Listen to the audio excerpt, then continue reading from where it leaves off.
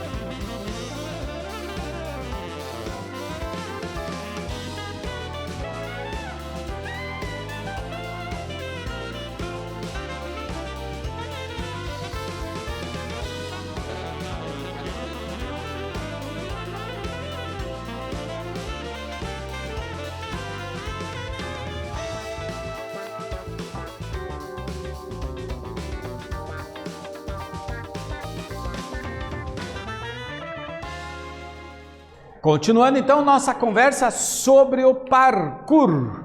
O parkour, ele recebe muitas críticas por ser considerado um esporte de alto risco. Mas é preciso grifar que os praticantes experientes dificilmente se machucam, pois calculam todos os riscos antes de realizarem suas manobras, embora esse risco sempre exista. Então vamos entender, gente, alguns princípios aqui. Quando a gente fala de atividades corporais de aventura, a gente sempre está falando em um risco, lembra? Risco de altura, risco de queda, risco de velocidade. No parkour não é diferente, existe sim um risco. Uma grande dificuldade no parkour é que nós não temos aqueles equipamentos de segurança, tá? Específicos para essa prática. Então, no parkour, a gente tem que confiar na nossa capacidade física de realizar, de superar aquele obstáculo. Por isso, o praticante, o tracer, ele tem que conhecer muito bem os seus limites, aquilo que ele consegue fazer e aquilo que ele não consegue fazer.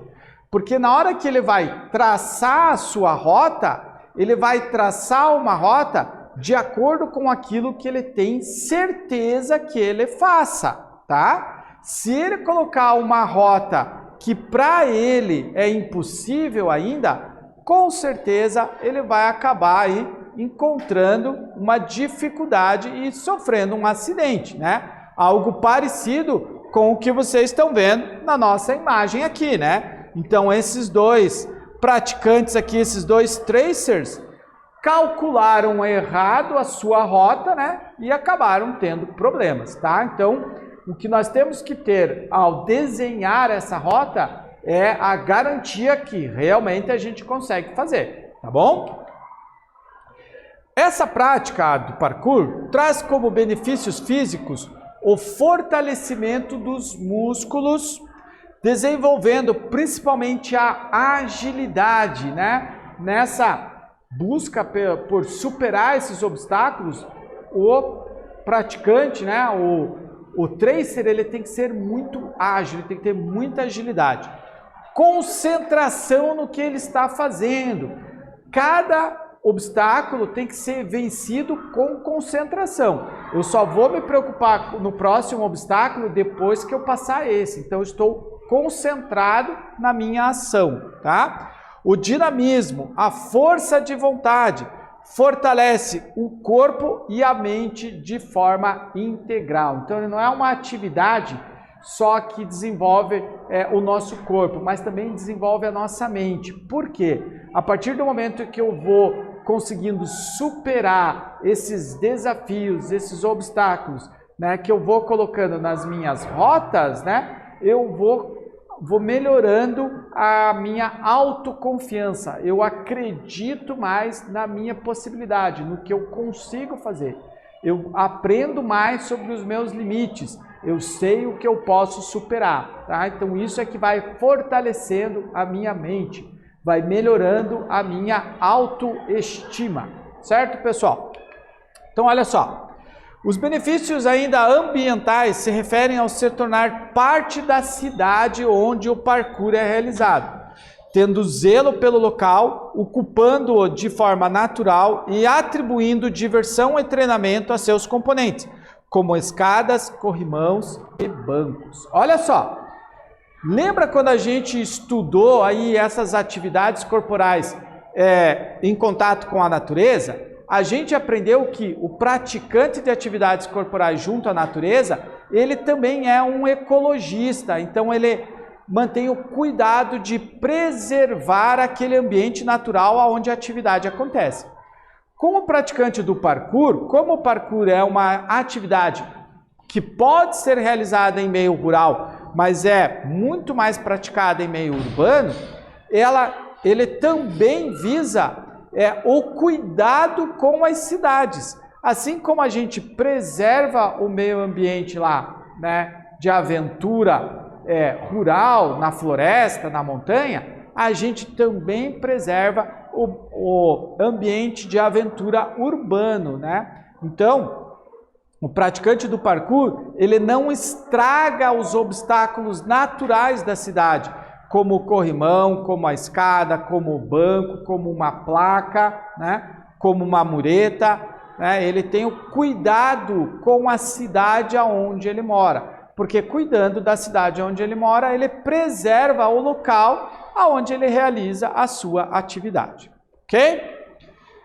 A atividade pode ser praticada em áreas urbanas, que é o mais comum, mas também em áreas rurais, né? O ambiente rural, né, pode também trazer obstáculos muito desafiantes para a prática do parkour. Os obstáculos a serem superados podem ser qualquer coisa no ambiente circundante, desde ramo de árvore e pedras até grades e paredes de concreto. Existem técnicas específicas que marcam o parkour como esporte, né? As mais comuns, quais são essas mais comuns? Os saltos, os rolamentos, as aterrissagens, os equilíbrios e as passagens. Então, durante a execução dos movimentos, durante a execução da sua rota, o tracer vai estar sempre combinando esses movimentos, né? Ou movimentos de saltos, movimentos de rolamentos. Se saltou, depois você vai ter uma aterrissagem, ou se sai de um plano mais alto para um plano mais baixo, você vai ter um movimento de aterrissagem. Essa aterrissagem pode até ser combinada com um rolamento, por exemplo. Movimentos de equilíbrio, né, no corrimão de uma escada ou numa mureta, por exemplo, né? E além das passagens, né, passagens por locais de pouco acesso, assim, tá bom? Então, os movimentos do parkour sempre estão envolvidos nesse conjunto aqui, tá? Agora sim, vamos pensar nessa segunda atividade. Vamos tentar pôr em prática isso tudo que a gente falou. E agora que eu falei, você pode usar até a arquibancada aí da sua escola. Então, olha só, vamos ler junto aqui devagar. Vamos praticar? Seguindo as orientações de seu professor, faça um circuito com vários obstáculos, tá? Você pode até trazer esses obstáculos para a quadra, como por exemplo, cadeira, mesa, cone, banco, né? Mas também você pode usar as escadas, se a sua escola tem, e até a arquibancada aí, né, do ginásio ou da quadra. Faça o percurso de diferentes maneiras, né, para diferentes níveis de praticantes. Depois de praticar várias vezes, de ter explorado esse caminho de várias formas, né, inclusive vencendo os obstáculos com outras combinações de movimentos, façam um vídeo e daí compartilhem aí, façam junto com o professor de vocês aí uma sessão de vídeos para vocês assistirem, tá bom? Você não precisa ser altamente radical, tá? Mas a ideia é você explorar esses obstáculos que vão surgir no seu caminho de diferentes maneiras, superá-los de diferentes maneiras, tá bom? Bora lá fazer a prática? Eu vou dar um tempo então para você anotar aqui as nossas dicas e depois a gente volta.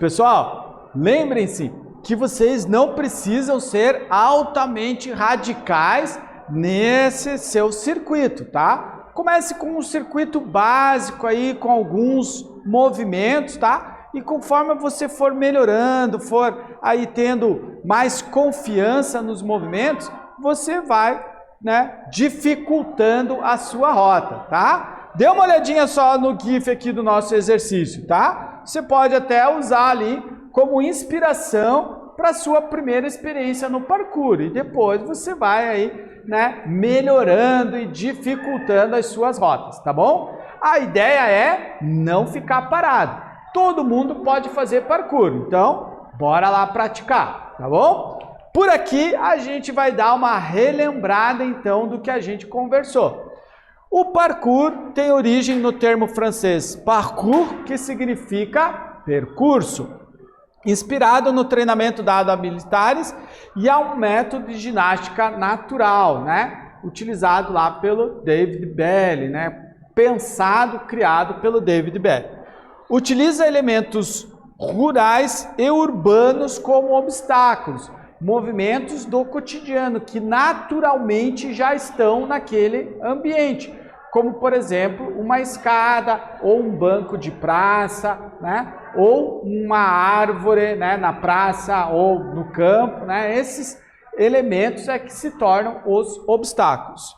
E o praticante deve avaliar os riscos e realizar as manobras com segurança. Lembrem que você, como praticante de parkour, é responsável pela sua segurança. Essa é uma atividade que nós não temos aqueles equipamentos todos de segurança que a gente encontra em outras atividades de aventura, tá? Aqui no parkour é a sua responsabilidade, a sua segurança está sob a sua responsabilidade.